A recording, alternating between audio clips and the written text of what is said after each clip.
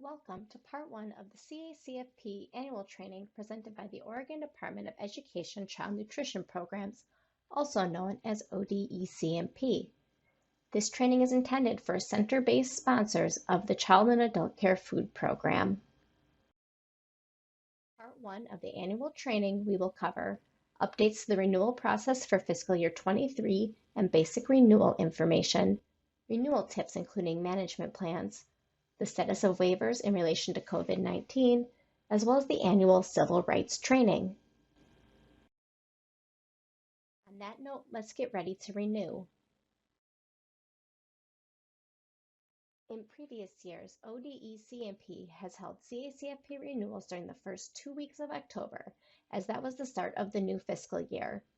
In an attempt to align more closely with school nutrition program renewals and to be in compliance with USDA requirements, ODECMP is moving the CACFP renewal period to July, starting with fiscal year 2023. Renewal memos will be sent to oversight staff in late May, early June of 2022. Instructions on completing the renewals will be sent with the memo. If your organization is required to complete and submit a budget, the Excel budget document will be available in the Packet tab of CMP Web in July. The delay is due to when the reimbursement rates are released by the USDA. As a reminder, information sheets in CMP Web must be approved status to have their information rolled over into the next fiscal year. Make sure that the information in CMP Web for fiscal year 22 is up to date and is in approved status prior to starting the renewal for fiscal year 23. Depending on what changes occur between July and October, edits may be needed to be made to both fiscal year 2022 and fiscal year 23.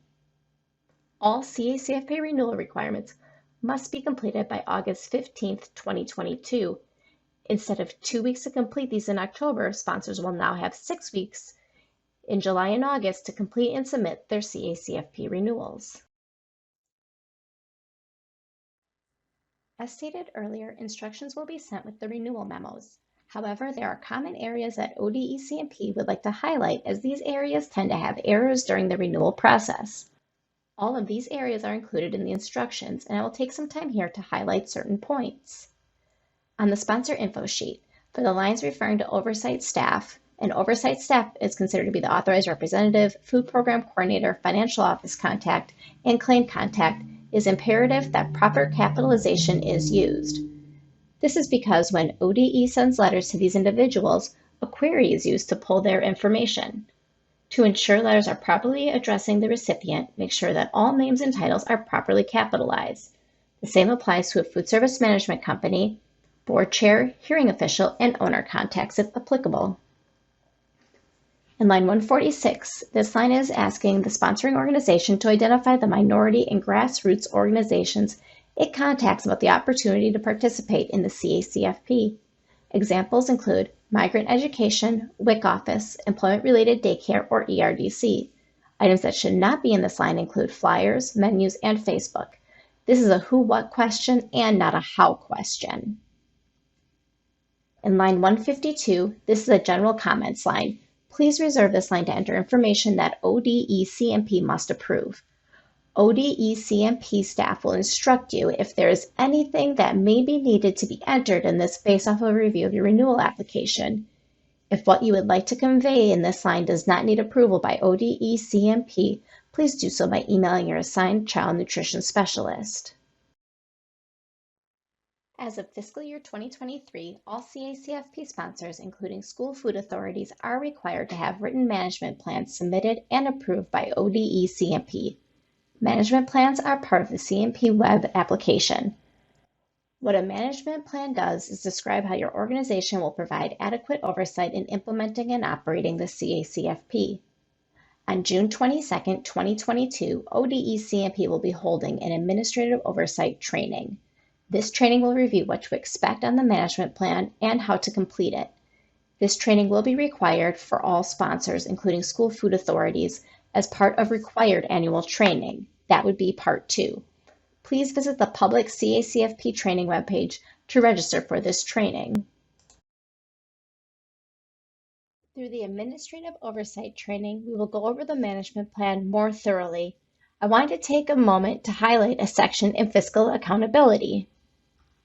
Looking at lines 70 through 82, it outlines requirements and best practices for consolidating and submitting CACFP meal claims. Ensure that when boxes are selected in the management plan, that they are not selected because they're supposed to be done. Be sure that these items are actually happening in your operations as well. Most of these items should be included in your written procedure for submitting a reimbursement claim. Speaking about having a written claims procedure, an overview and training was held in February 2022 on how to complete the claim procedure template. The template can be found on the ODE CMP CACFP Forms and Documents page under Resources. The training on how to complete the procedure template can be found on the ODE CMP CACFP Training webpage under Technical Assistance Webinar Series.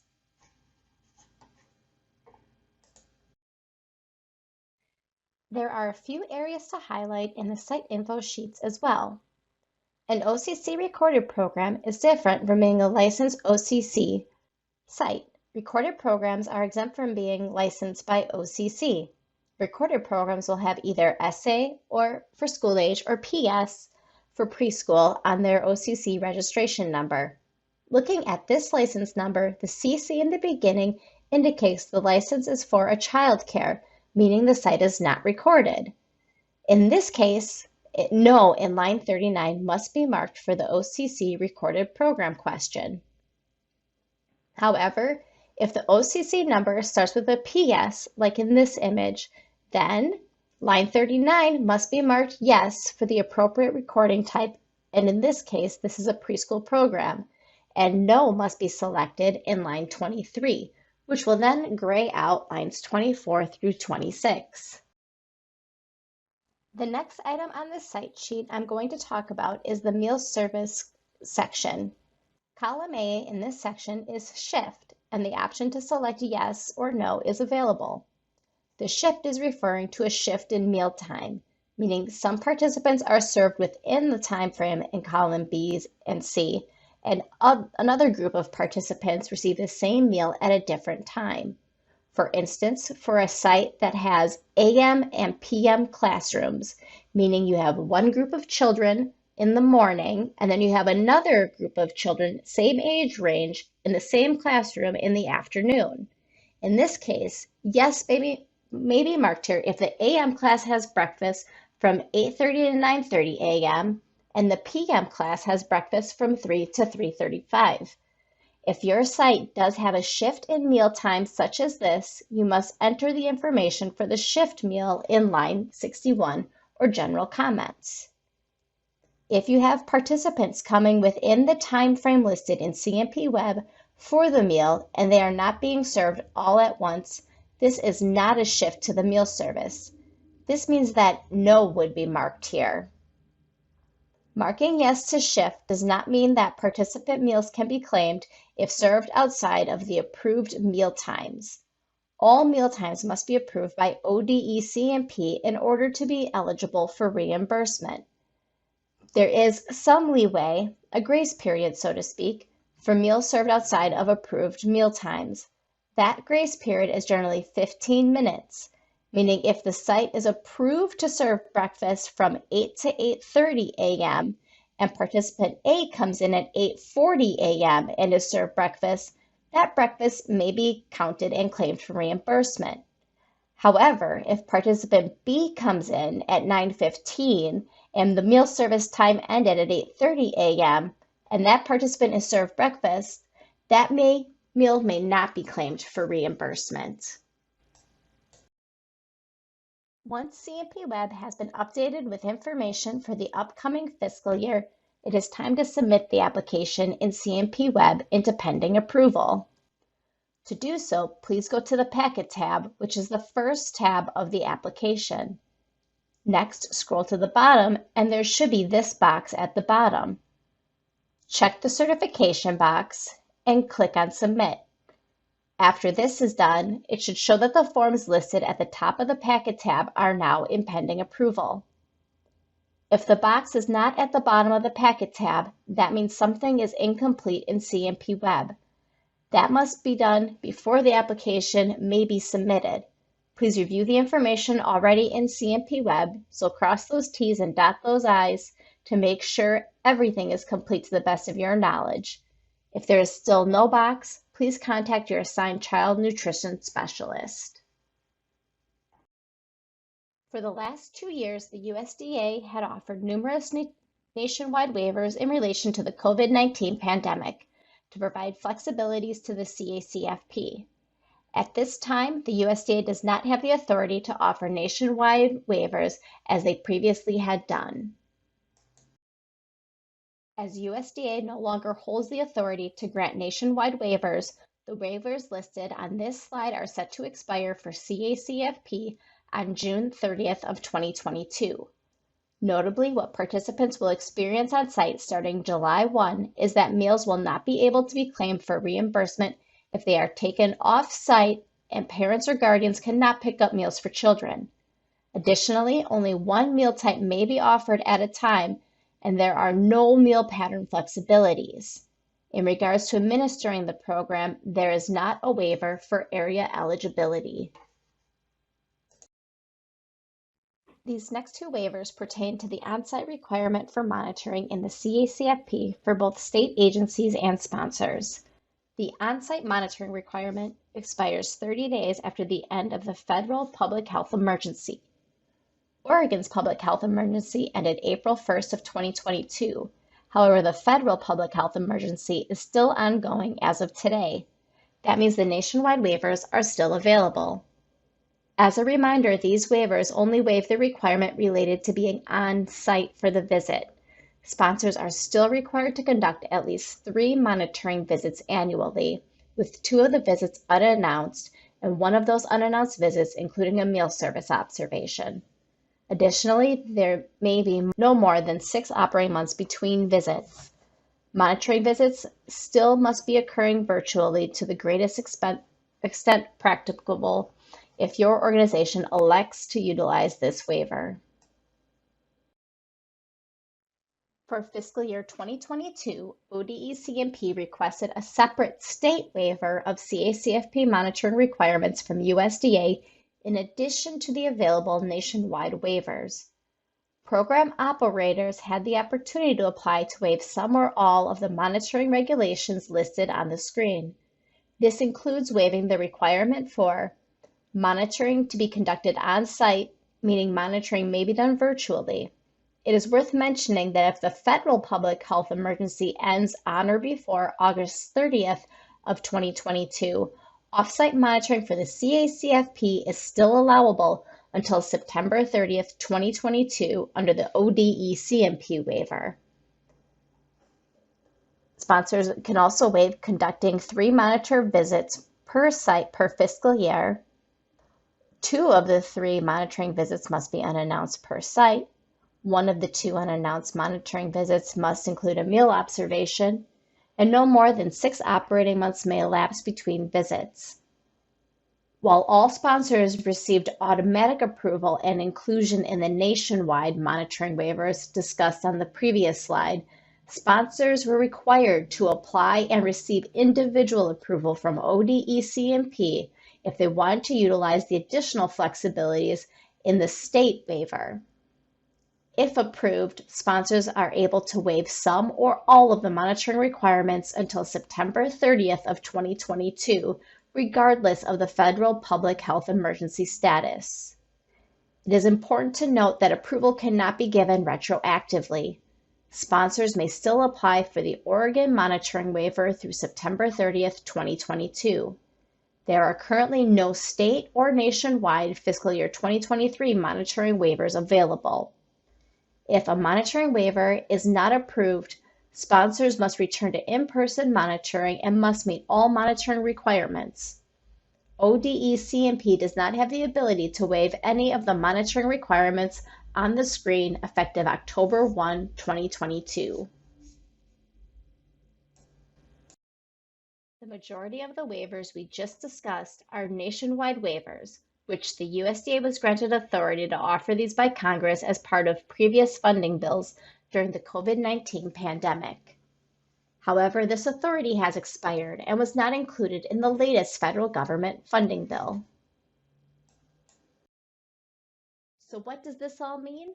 State agencies must submit waiver requests, each on their own behalf for each specific program requirement to be waived. Waiver requests must include detailed explanations for numerous areas, including but not limited to the challenge the state is trying to solve, alternative procedures, how the state is addressing regulatory barriers, challenges with implementing the waiver, and how the waiver will not increase the overall cost of the program. Before the waiver may be submitted to our regional office, it must be posted to our public website. After that, the waiver request is forwarded to the regional office who will review it. There may be some back and forth between the regional office and ODE. If the regional office thinks the waiver will be considered by the national office, it is forwarded to them. That all said, there may be some time before waiver requests are approved.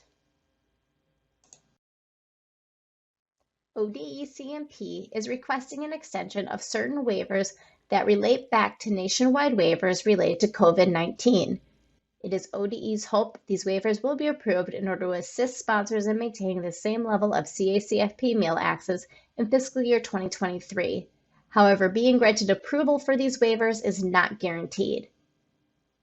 One is non-congregate meals. With this waiver, in the event a sponsor is unable to operate their program in a congregate setting, sponsors would still be able to offer meals to participants. Along with that is the at-risk after-school enrichment and education waiver, which would waive the requirement that enrichment is done in person.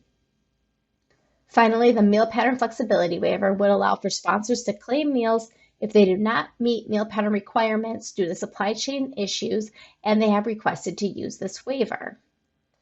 With any of these waivers, if approved, will come additional reporting. ODE-CMP may be reaching out to sponsors for additional information if your organization opts into any of these waivers. Your help is needed to hopefully continue having approval for at least some of these waivers in the future. As waiving the area eligibility requirement has the potential to increase the cost of CACFP, state agencies were informed this waiver request would not be approved by the USDA.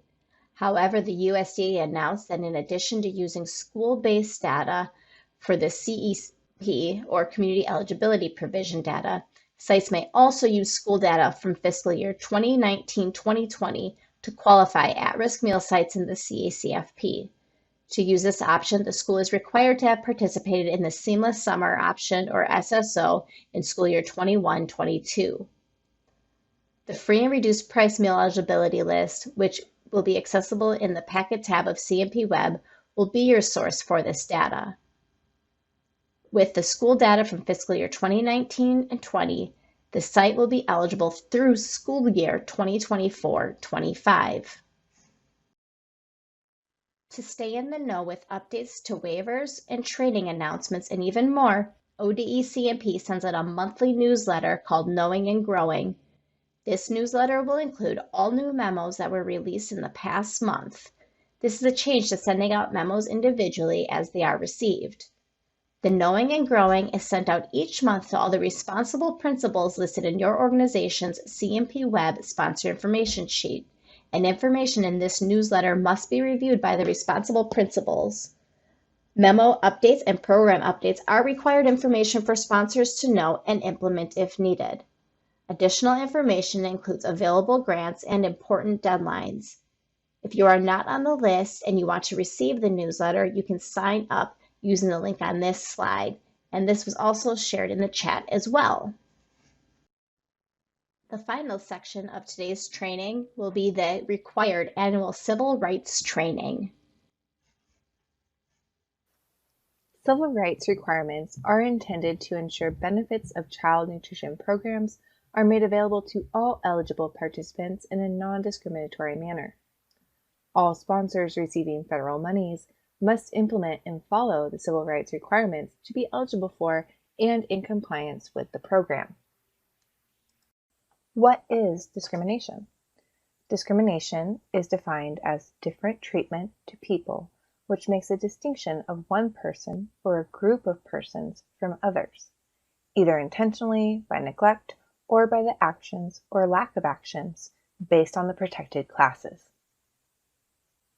When we say protected classes, we are referring to what the federal government, including USDA, has defined as the protected classes, which are race, color, national origin, sex, age, and disability.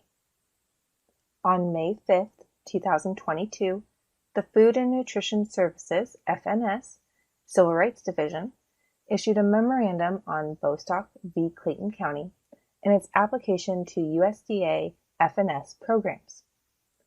The memorandum informed FNS program recipients that the prohibition of discrimination based on sex in Title IX and the Food and Nutrition Act includes gender identity and sexual orientation. Due to this memorandum, both the long non-discrimination statement and the "And Justice for All" posters will need to be updated. We will touch on that in a little bit, and ODE-CMP will be sending out additional communication regarding the updates. Discrimination can be remembered by thinking of the 4 Ds.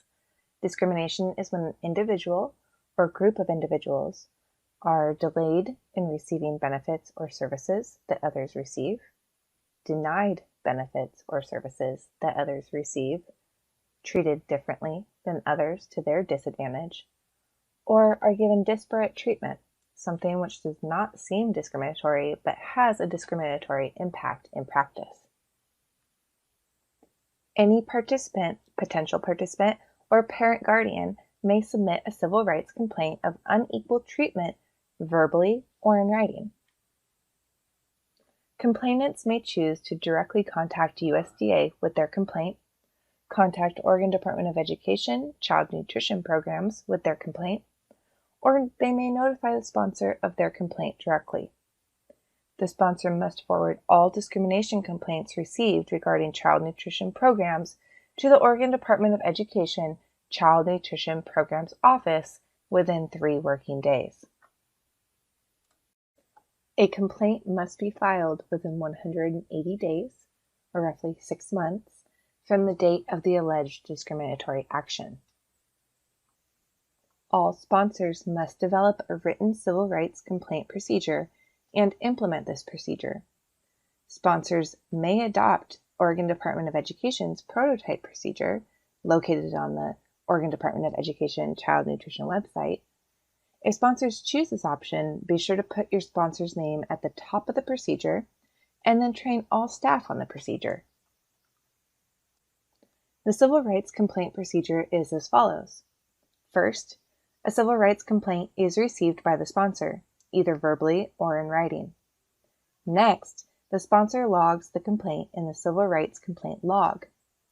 If the complaint is made in person, the sponsor gives the complainant the civil rights complaint form, or the sponsor assists the complainant to complete the civil rights complaint form if needed or requested. If the complainant has issues with legible handwriting, the sponsor staff may complete the civil rights complaint form and the complainant must sign it. If the complaint is made over the phone, the sponsor staff is responsible for completing the civil rights complaint form. If the complainant returns the civil rights complaint form to the sponsors must forward completed civil rights complaint forms to Oregon Department of Education Child Nutrition Programs within 3 working days from the date it is received.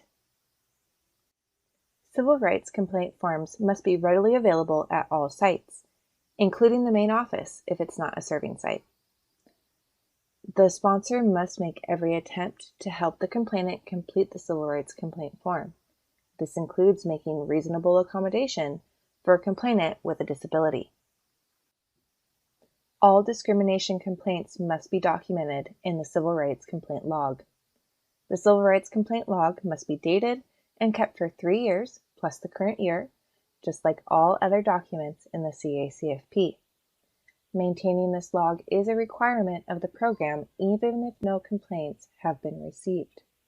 At the end of the fiscal year, please write across the log no complaints received, if no complaints were in fact received that year, and start a new log for the next fiscal year. The short version of the non-discrimination statement is shown here. Federal regulations allow use of a shorter non-discrimination statement on program material mentioning USDA or child nutrition programs if the material is 1 page or less in length. 1 page equals 8.5 by 11 front and back. This would include brochures, coupons, electronic benefit cards, menus, and flyers, just to name a few. The short statement must be in the same size print as the text of the document and be this exact statement. It may not be altered. This slide shows the 2022 long version of the non-discrimination statement. Sponsors must use the new long non-discrimination statement on all publications that are over 1 page that mention USDA child nutrition programs. The long statement must be in the same size print as the text of the document. The USDA non-discrimination long statement contains numerous protected classes, which will not apply to all programs.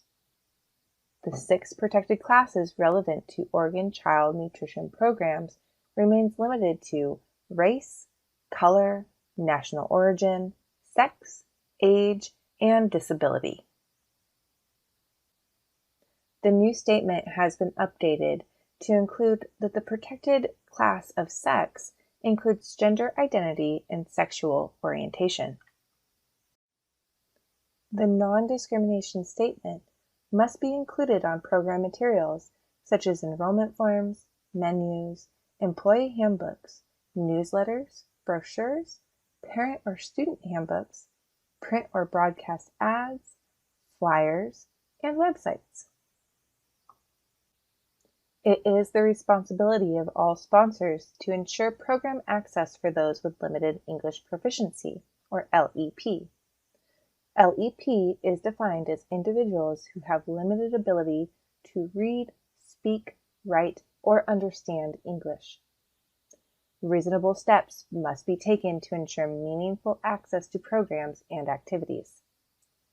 Some examples of reasonable accommodations may include providing documents in a variety of languages, providing translation services to those that need help in completing applications, or providing verbal information for those that are unable to read the written information provided. Consider these factors when determining reasonable steps to accommodating limited English proficiency. First, the number or proportion of people with limited English proficiency in a service population area. The greater the number, the higher the need. Next, the frequency with which agencies or sponsors have or could expect to have contact with an individual from different language groups seeking assistance. The more frequent the contact with a particular language group, the more likely that enhanced language services in that language are needed. Next, the importance of the service provided. Will denial of the service cause a serious life-threatening implication? And lastly, the resources available and the costs involved. If possible, share resources to save money. So here are some resources. The ODE CMP Civil Rights webpage is where sponsors and staff can find ODE's civil rights process, complaint forms, and the log. On the ODE CMP CACFP resources page, there are translated confidential income statements and child enrollment forms. Finally, to further information about limited English proficiency, please visit the LEP.gov website. Sponsors are to collect racial and ethnic data annually and maintain the data on file.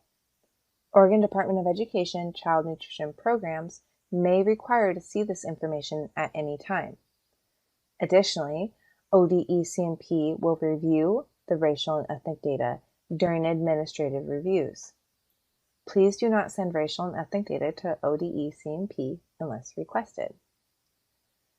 The Child and Adult Care Food Program and Summer Food Service Program have specific forms to report the information and to keep on file for yourself.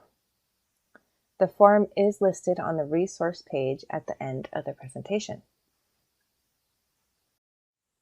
An important point to note regarding racial and ethnic data collection is that it is optional for participants to provide you with racial and ethnic information. However, it is a requirement for sponsors to report and maintain racial and ethnic data on an annual basis. Sponsors may collect racial and ethnic data of the participants from information provided on confidential income statements, or CIS, or meal applications that the household member completes.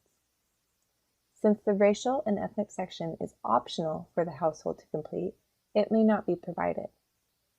If the racial and ethnic information is not provided by the household, or the sponsor does not distribute CIS or meal applications, sponsors' knowledge of the participant's ethnicity and race may be used to determine a participant's racial and ethnic category. School districts may also use student enrollment information. Racial and ethnic data collection is a two-step process. Separate categories will be used when collecting and reporting race and ethnicity of participants. You may collect this information either from enrollment records or actual attendance. The information is recorded from a specific point in time, for instance, 1 day or 1 month, depending on what information you have available. Ethnicity is determined first, then racial designations are determined second. So to summarize, we have the Civil Rights Must-Do list, and this includes the following. Sponsors must offer any child nutrition program in a non-discriminatory manner. They must train staff annually on civil rights, document the training on the Oregon Department of Education Child Nutrition Programs Training Form, and retain the documentation on file for 3 years plus the current year.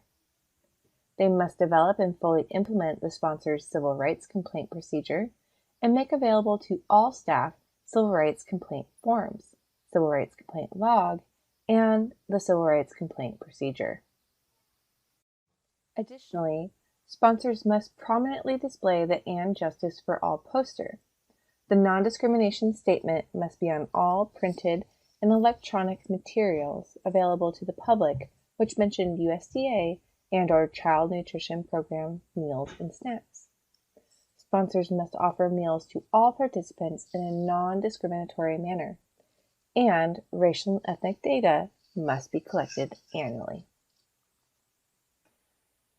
Finally, the And Justice for All posters must be the original copy, not printed or copied. Please contact your assigned child nutrition specialist to order new or additional copies. Please note that ODE-CMP has not received copies of the updated And Justice for All posters. Once these are received from USDA, we will work to get these out to all sponsors. CACFP Center sponsors may also reference the CACFP Policy and Procedure Manual online. Chapter 11 is Civil Rights and includes information needed to complete the racial and ethnic data collection form. That concludes our review of civil rights requirements for the CACFP. From here, let's see what questions we have. Thank you for all the wonderful questions. For those of you who were not able to attend live or who would like to revisit the questions and answers section of this webinar, please review the Q&A document. All questions that were asked during the webinar are included in that document, as well as the answers that were provided. Before we end our session, here's a short message from the Oregon Department of Education. ODE supports equity and excellence for every learner and seeks to work with school districts, education service districts, and community partners like you. We believe all children should have access to a high-quality, well-rounded learning experience. Thank you all for joining the training today. The question and answers document, as well as this recorded training, will be available in the following weeks. Thank you again, and have a great day.